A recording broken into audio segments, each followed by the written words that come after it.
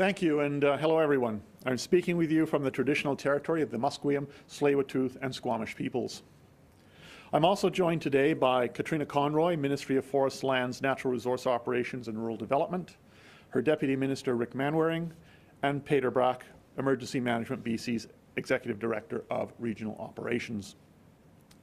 Yesterday, high winds and extreme fire danger led to rapid growth on many of the existing fires of note through the central interior, forcing hundreds of people from their homes and putting thousands more on alert. Sadly, I have received reports that the Okanagan Indian Band and some surrounding areas have experienced significant structure loss.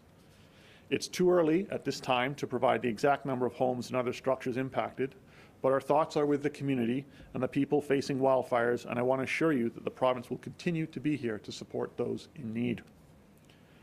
Since yesterday, there have been a number of significant developments. The White Rock Lake fire has led to evacuation orders along Okanagan Lake's West Side Road in the township of Spallamsheen, and further alerts through the North Thompson. The Lytton Fire Complex saw significant growth with 70-kilometer-an-hour winds, leading to the Thompson-Nicola Regional District and Lower Nicola Indian Band to issue evacuation orders for some 1,600 properties.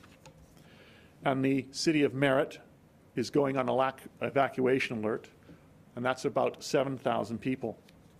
The Tremont Fire, east of Kamloops, has led to new evacuation orders in the Cherry Creek neighborhood and an additional 700 properties on evacuation alert in the western outskirts of Kamloops. The Mount Law wildfire in West Kelowna led to tactical evacuations last night for nearly 500 properties, as well as putting 5,000 people in the community on evacuation alert. This fire is being investigated as being human-caused. And lastly, a violent encounter and a clear disregard for safety on a road south of Merritt led to a vehicle fire, which then led to evacuations in Brookmere. While these are significant incidents of the last 24 hours, this list is by no means exhaustive. The wildfire danger throughout much of the interior continues to be extremely serious, and we are in for a challenging fight in the coming days. Given the conditions we're seeing in our communities and on our highways, I want to be clear. Do not travel to fire-affected areas for non-essential reasons. And always check Drive BC to see any impacts to routes or highways. We want to ensure that people in fire-affected communities will be able to evacuate if necessary and access the supports that they need. If you are planning to travel to those areas, it's time to change your plans. Instead, visit an area of the province where your presence won't strain local resources and will have a positive impact. As well, Interior Health has advised that non-essential travel to and from the central Okanagan should be avoided due to the current COVID-19 outbreak. So this, along with the current danger, ash and smoke, means that this is not the time to visit or travel through. For those who live in the region, we are not asking you to leave, but be ready to go if you are under an evacuation alert, and that changes to an evacuation order. For any evacuation order, leave immediately. Do not delay.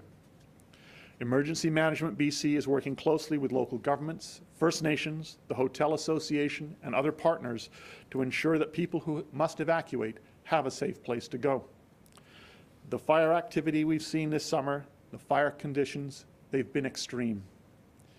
In these conditions, escape routes can quickly be compromised or cut off completely. Just yesterday, on the White Rock Lake fire, BC Wildfire Service and structural protection crews had to shelter in safe zones due to aggressive wildfire activity. The speed at which these fires move continues to challenge our professionals. It underscores how important it is for people to follow the directions of First Nations and local governments immediately. It's so important that we work together. Take care and stay safe. Thank you. And I now pass it over to Minister Conroy. Thank you. Thank you, Minister. I'd now like to invite Minister Katrina Conroy, who is joining us over the phone, to deliver her remarks. Minister, please go ahead. Thank you. And as every British Columbian knows, We're facing some of the toughest wildfire conditions we've ever seen in this province. Unprecedented heat and severe drought in many areas set the stage for what we're experiencing right now, including extremely aggressive fire behavior in many places. In some areas, the thick and pervasive smoke is darkening our daytime skies. And my thoughts are with the thousands of people whose lives have been disrupted and those who have suffered losses. Thousands of British Columbians are also coping with evacuation alerts and evacuation orders. This is not a normal fire season by any measure. Premier John Horgan was fully briefed this morning, and he is very concerned about the wildfire situation. The Premier has expressed his support for firefighters, support staff, and the many other people who are doing such excellent work during this extremely challenging time. Since April 1st, 1,513 wildfires have burned more than 766,000 hectares. There are currently 268 fires burning, most of which are in the Kamloops Fire Centre, the Caribou Fire Centre, and Southeast Fire Centre. There is some good news, however. Firefighters worked incredibly hard and managed to steer away a fire from the community of Logan Lake over the weekend. Across BC, over 3,600 personnel are battling the fires right now, with over 500 of them coming from outside the province. They are supported by 209 aircraft today. Air tanker after air tanker take off from airfields, sometimes just 5 minutes apart. These fires are incredibly aggressive, and as Minister Farnworth said last night, firefighters were temporarily cut off and had to take refuge. Thank goodness they made it out okay. To our firefighters and thousands of other people involved in this monumental effort, we support you. We are incredibly thankful for the work you're doing, and we continue to be impressed by your unwavering commitment to keep British Columbians safe. Meanwhile, weather conditions continue to challenge our response efforts. Winds of up to 70 kilometers per hour hit some fires last night, causing significant growth and damage. Fortunately, the winds are predicted to die down again today. There is some rain in the forecast for southern BC, and we're going to keep our fingers crossed. Although it won't be the days of solid rain that we need, it may be enough to allow fire crews to make more headway on the fires. The BC Wildfire Service will provide a more detailed briefing on today's situation, but there are 30 fires of note right now, 17 of them burning within the Kamloops Fire Centre. The White Rock Lake, the Tremont Creek, Sparks Lake, Mount Law, Lytton Creek, and the combined Brookmore July Mountain fires are among those causing significant concern. Experts from the BC Wildfire Service, assisted by contractors, industry personnel, and local fire departments, are doing everything possible to get these fires under control. The BC Wildfire Service is currently receiving out-of-province support from Alberta, Parks Canada, the Canadian Armed Forces, Australia, Mexico, and Newfoundland, and more help is on the way. Another 200 additional personnel will be arriving this week from Quebec, Northwest Territories, New Brunswick, Alberta, Yukon, and Parks Canada. And in closing, I'd like to say this to all the men and women who are working on fires throughout BC. We know how dangerous and demanding firefighting is. We understand the sacrifices you're making, and we are confident that you're giving it everything you've got. Once again, on behalf of all British Columbians, I want to express our support and appreciation. Thank you so much. Thank you, Minister. I'd now like to invite Deputy Minister Rick Manwaring, who is joining us over the phone, to deliver his remarks. Rick, please go ahead. Yes, and thank you, Ministers. And I am here with Exec Director for BC Wildfire Service, Ian Meyer. So Minister Conroy has shared a good overview, an update of the past 48 hours. What I would like to share is I, along with Ian and other members of the Wildfire Executive, spent our weekend at the White Rock Lake Incident Command Post to support the teams there. And I think we witnessed firsthand, as the Minister mentioned, the hard work and dedication of our teams on the ground. And I want to express my personal admiration for the tenacity and their support of one another and their commitment to the communities they are working to defend at this point in time. Specifically, I also want to acknowledge the many partners in the various wildfire incidents around the province who are joining us in this fight.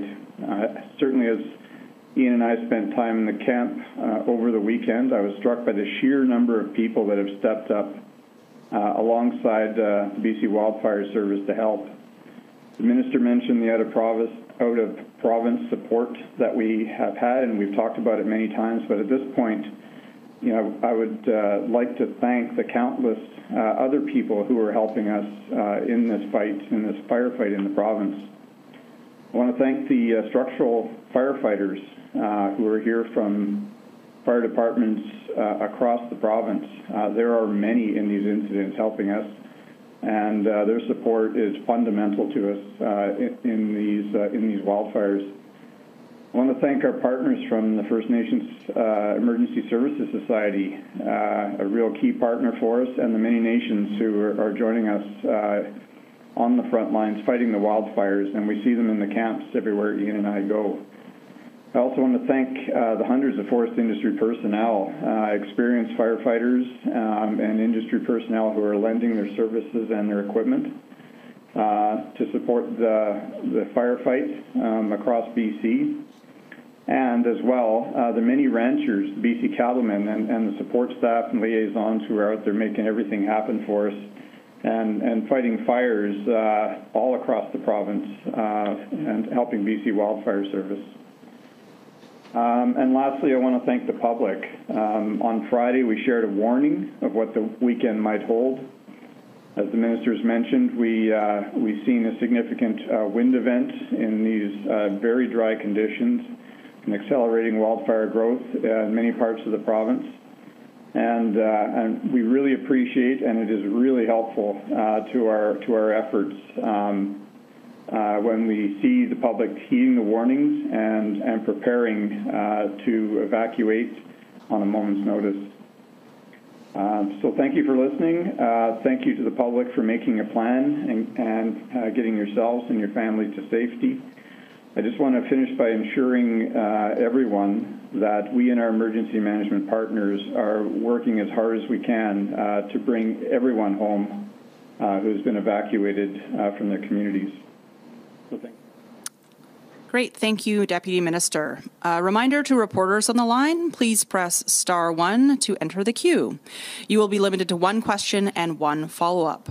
Our first question today is from Nick Johansson, Castanet. Nick, please go ahead. Hi, Minister Farnworth. You spoke about tourists not traveling to fire-impacted communities. Evacuees here in Kelowna are coming up against massive wait lists for hotels. It appears a lot of tourists might not be getting that message. Are you prepared to tell people specifically the no-go zones with a map of these areas like you did last week for the North Okanagan region? Yeah, no, we are more than prepared to put out a map of fire-affected areas, advising people not to travel.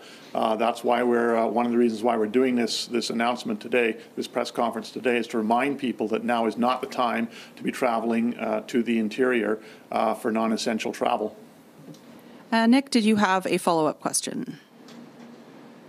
Yeah, for those living in the interior, us in Kelowna as well, this past few days, it felt like one of the more significant crises in the province, at least in recent memory.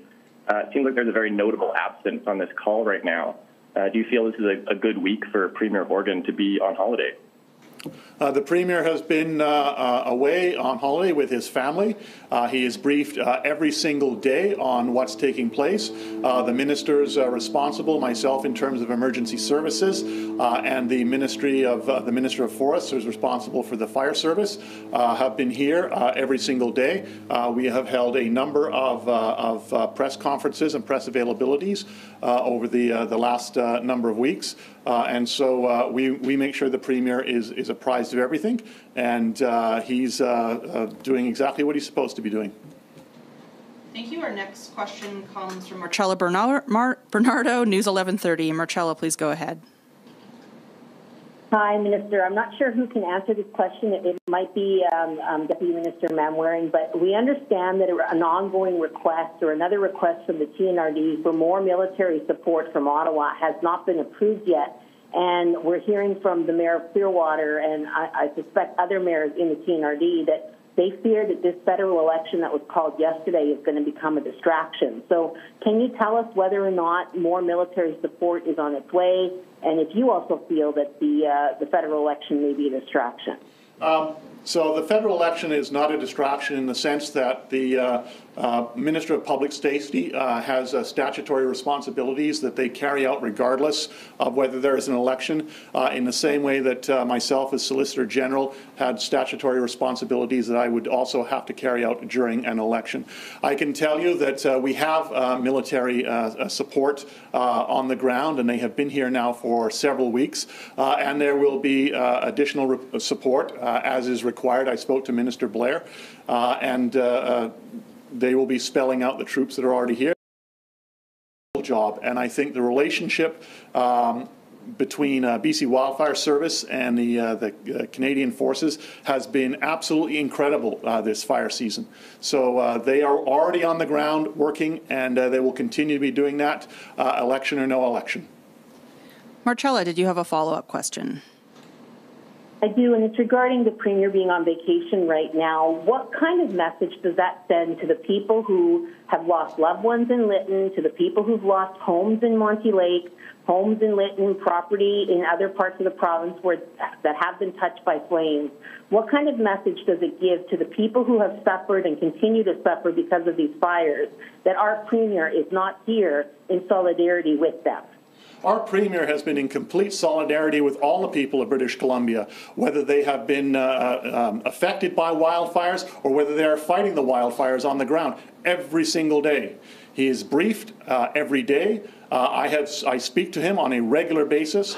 The ministers who have the responsibility, which are myself in terms of Emergency Management BC, and the Minister of Forests in terms of responsibility for the Wildfire Service, are here. We have been available, press conferences on a regular basis, and the Premier is kept fully apprised of the situation here that's been going on.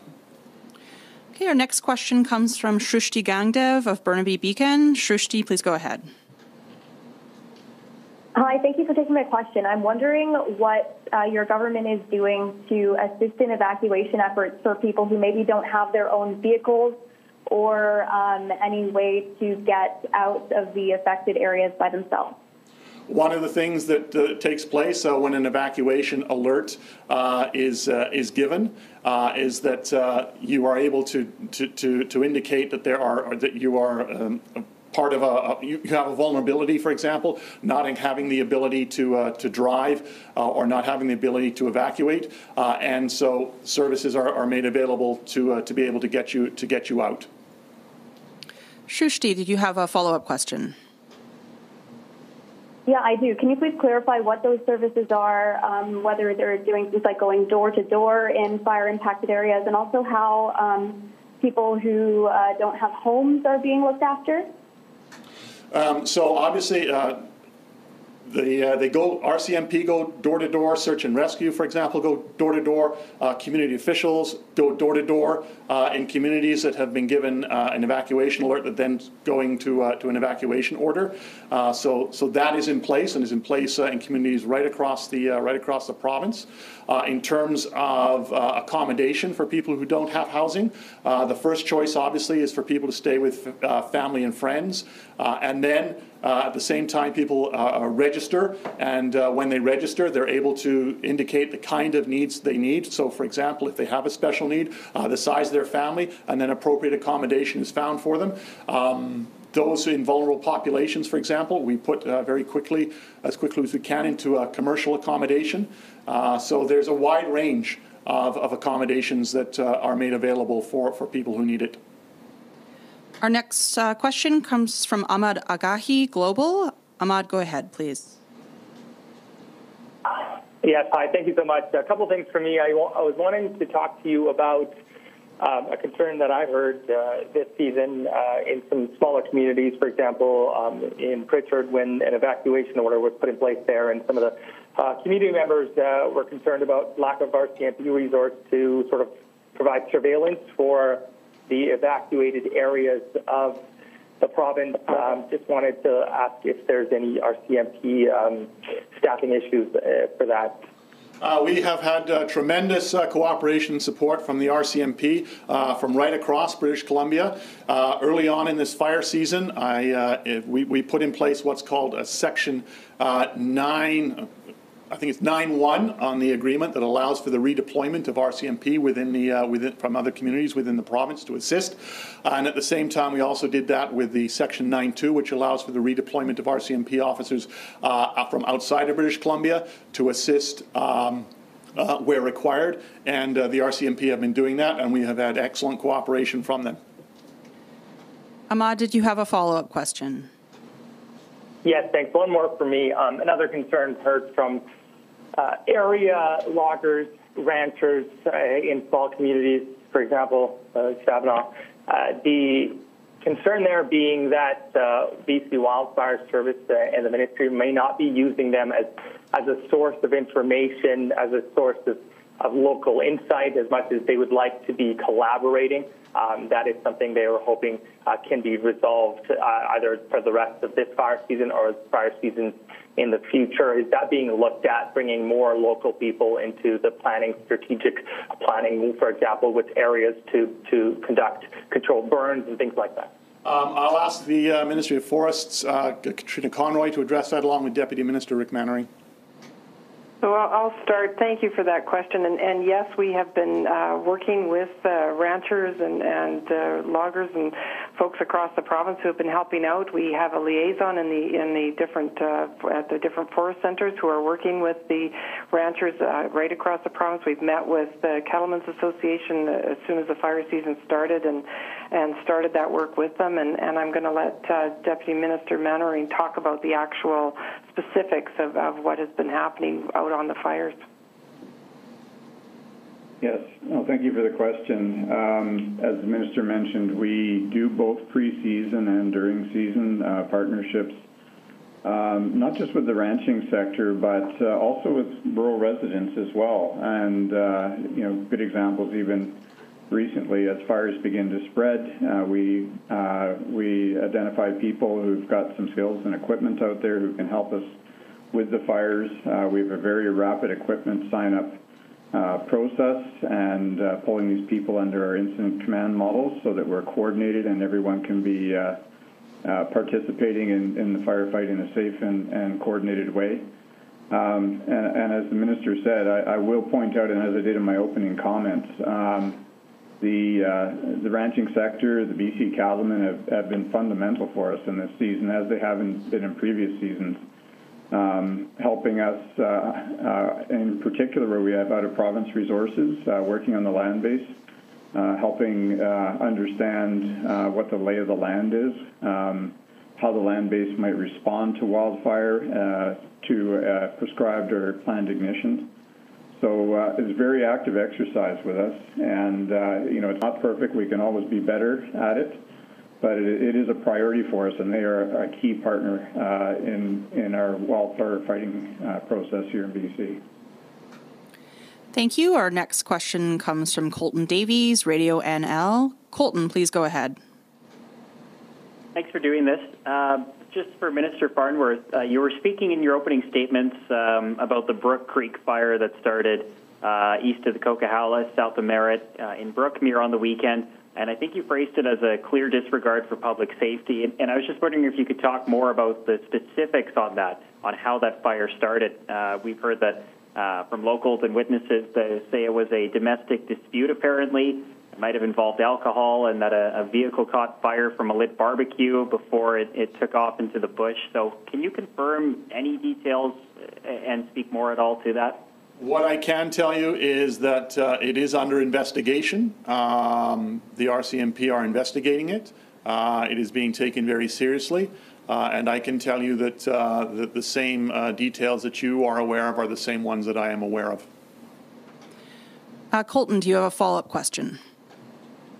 Yeah, I'm not sure who this would be for, but when it comes to the call for more military personnel, specifically in Logan Lake, is where we've heard from the mayor and other officials in the community who are looking for a bit more help on the ground right now. But going forward, there's concern for the southern interior with after Labor Day when some wildfire service members go back to school, and later this month when firefighters helping from Mexico move on, for example. that will really be hampered even more for resources in a couple of weeks. So I'm just curious, how is the province preparing to deal with that, potential possibility? We plan for the full length of the fire season, regardless of when back to school or not back to school. That happens on a fairly regular basis. But I will turn that over to the Minister of Forests and Deputy Minister Manwaring to go into it further. So I'll start, and in the past we've also looked at institutions, post-secondary institutions, to delay the start for certain people that are working for us, and we were considering doing that again. And we are ensuring that we have the personnel that's needed. And as Minister Farnworth has said, we have over 260 military personnel, and that includes 180 firefighters and 80 support personnel, and they've been incredibly supportive and involved in a lot of different aspects, and have been really great. And we're really grateful that they're here on the ground for us. Deputy Minister wants to add to that. Hi, it's Executive Director Ian Meyer with the BC Wildfire Service. The BC Wildfire Service does extensive forward planning on our resourcing.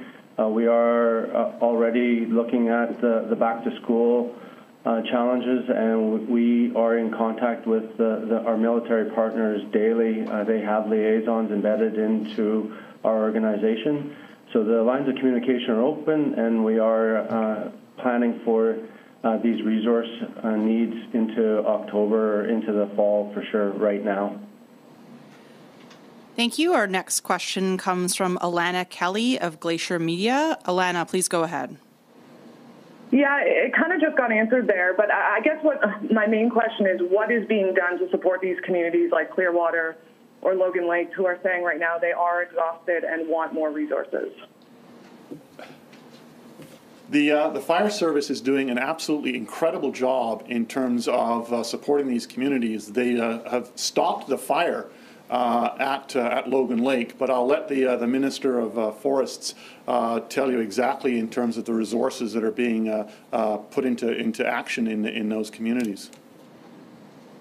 I mean, it's incredible the amount of people that are available and are working, across the province. There's over, almost 4,000 people working across the province, and there are people, like as Minister Farnworth said, that were working on that fire this weekend and made sure that the fire steered away from the community. It's a good news story, and it's one we need to talk about, and the incredible work that was done on the weekend, and the work that Logan Lake did as a fire-safe community, which has also helped, and so there's been a lot of effort gone into doing what needs to be done, and kudos to all the firefighters who were on that job on the weekend.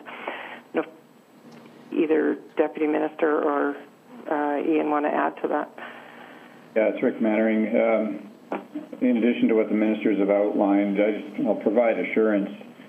Our incident management teams that manage these large fire complexes, so for example, the Tremont and as it affects the Logan Lake area, as you would have seen, a fairly strong presence in the community, not just when the fire is approaching the community and managing the defense of that and risk to public safety and infrastructure and structures, but also as the fire gets suppressed, there's a long-term exercise that kicks in as we begin to put guards around these fires, ensure that we begin to take these fires from out of control to being held to under control, and then into a final stage of mop-up. So there will be presence on these large fires, and I've spoken about this before, for quite some time to make sure these fires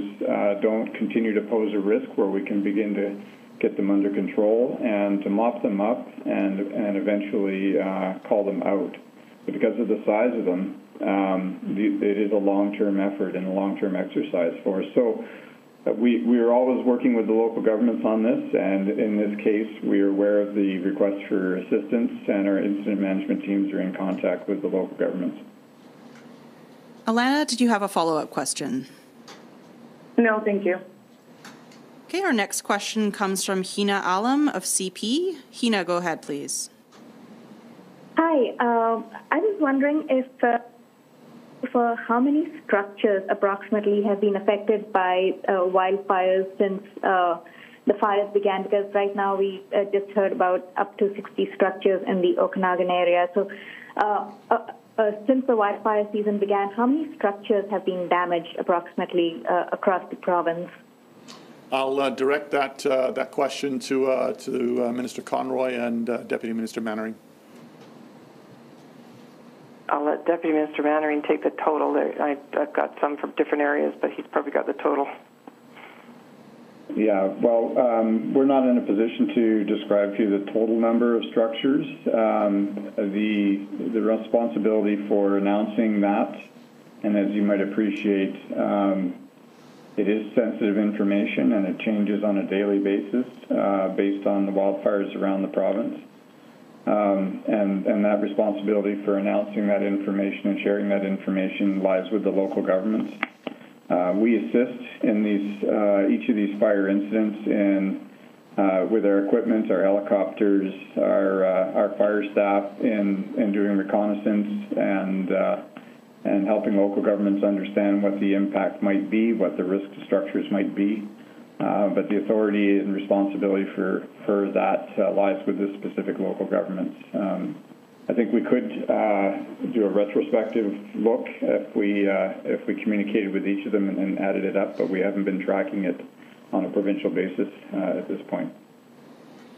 Hina, did you have a follow-up question? I did. So I was also wondering if you have a long-term weather forecast for the rest of August and September. When can we see any kind of rain, or are we in for more hot weather, more wind gusts? Do you have for the long-term forecast and how long we are going to be seeing these wildfires scorch the area? And thank you for this. Deputy Minister Manwaring, I think you can give the weather forecast. Yeah, we just received call it a short and medium term forecast, and I'll ask Ian to outline what that's beginning to look like. Yeah, thanks for the question. So we're looking at a cooling off and more seasonal outlook for the rest of August. We did see a seasonal outlook for September from Environment Canada that is indicating a similar weather pattern to August for September, and then possibly seeing a bit of reprieve into October.